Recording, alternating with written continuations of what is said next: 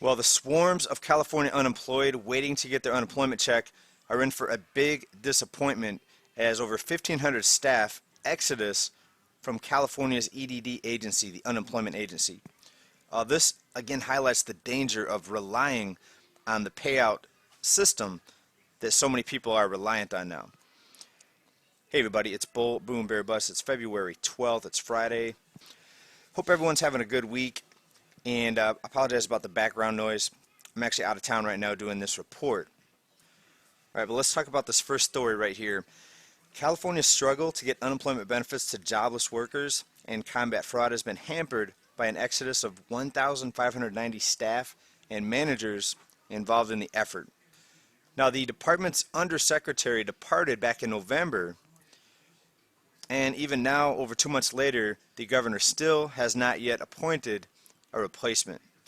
All right, so let's talk about this. Is anyone starting to sense some major disruptions in our economic system? Right, the unemployment picture is very dire. We have people dropping off the unemployment rolls, right? The long-term unemployed that are no longer counted in the official unemployment numbers. So the paper number that they're reporting is showing declining unemployment numbers, when in reality, so many millions of people, as far as I can see, are not counted in these statistics. And how bad do the working conditions have to be, and how bad do things have to be messed up in this economy to make over 1,500 people leave their jobs? In this economy where jobs are very difficult to come by, 1,500 people fled their jobs. They walked away because it was too much chaos, obviously too much stress for a lot of these people. And just think about this, knowing how difficult it is and how many glitches come up in trying to get unemployment benefits. For you to leave your job, 1,500 people leave their job knowing that they may not get an unemployment check because of all the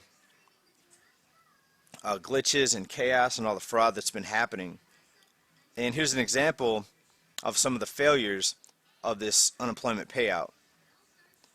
California unemployment, EDD mistakenly cuts off man's benefits, accusing him of being in jail.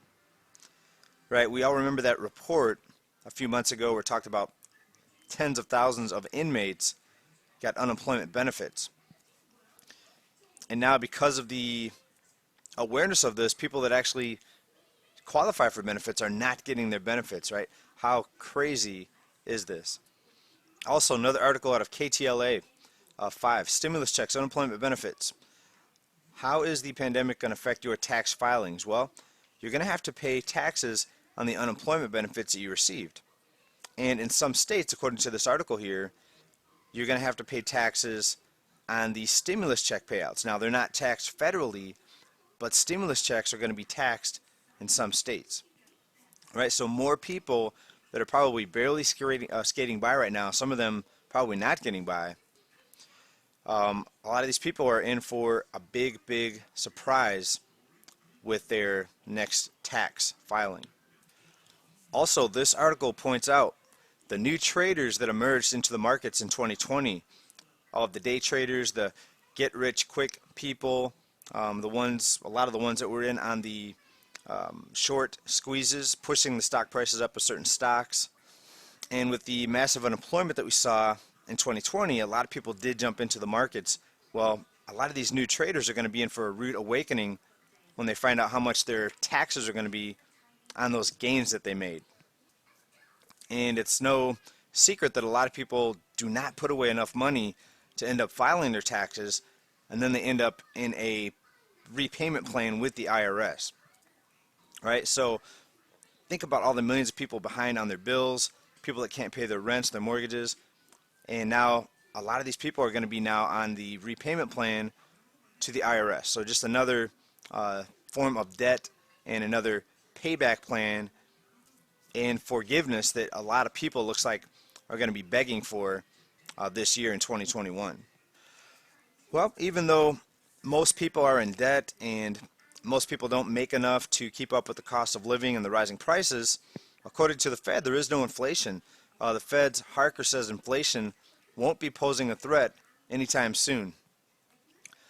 In the meantime, gas prices are rising, energy costs are rising, Food and grocery costs are rising. Rents are rising. Home prices are rising. Car registration fees are rising. Oh yeah, and my real estate, my property taxes are going up again this year because they're saying my home is worth more. Fun times, right? To keep this system operational, the deficit is set to explode once again. Deficit projected at 2.3 trillion for 2021, and that's not counting additional stimulus, and that's out of the CBO. And there are people out there that think this is never going to stop, that they're going to continue to endlessly fund this system. All right, but here's the bad news. It's not going to last forever. Nothing lasts forever. And when the inevitable happens, when the correction hits, when they decide to change directions on how this is being handled, there's going to be, sadly, millions of people that I do not think are going to make it through this next financial crisis, this next economic downturn. I think it's going to be worse than anything we've ever seen in the United States. The financial crisis is going to look like a picnic compared to what's going to be lying ahead in the next few years. Now, I'm not saying it's going to happen next week or next month, but we do know that we are getting closer and closer to the end of this ball game. And yes, it will be worse than the 1930s Great Depression because we have so many more people now that are dependent on a handout, so many more people that are less self-sufficient. And we need to ask ourselves, how many more millions of people need to start joining these food lines that we've been seeing now for over a year, long food lines, including some here in Southern California.